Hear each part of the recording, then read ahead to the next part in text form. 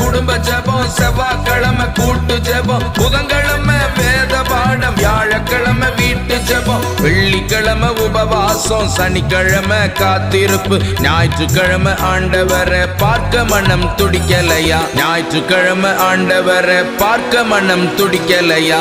ஆலயம் தேவ ஆலயம், ஆலயம் தேவ ஆலயம், ஆலயத்துக்கு நேரமாச்சு கிளம்பலையா, நம்ம ஆண்டவரை பார்க்க மனம் துடிக்கலையா.